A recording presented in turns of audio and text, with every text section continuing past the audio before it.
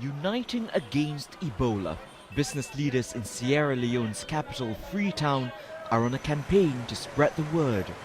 We need to join the government together to make sure we fight against Ebola, because Ebola is a killer disease that has no remedy.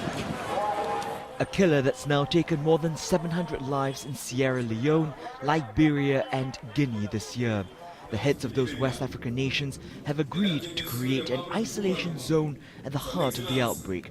They've been meeting the World Health Organization chief, who made this appeal to the international community.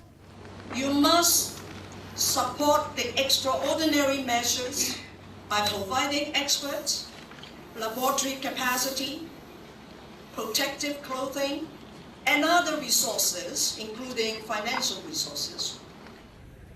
This is the largest outbreak since Ebola was identified in 1976, and some medical staff treating victims have themselves become infected. 2 sickened American aid workers in Liberia are being flown to Atlanta for treatment, the first time an infected victim is entering the United States.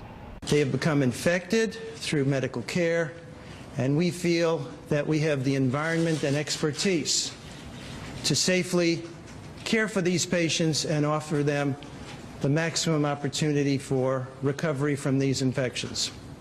Ebola is highly contagious and spreads through direct contact, yet outbreaks have largely been restricted to Africa. It's really only a threat to countries that have sort of weak health systems, that might not have the sort of infection control practices and materials and the sort of disease surveillance systems that can lock an outbreak down.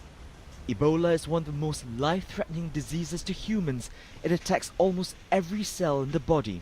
There is currently no cure or vaccine, a problem some blame on the lack of financial incentive for pharmaceutical companies to develop, and one that they say needs to be addressed.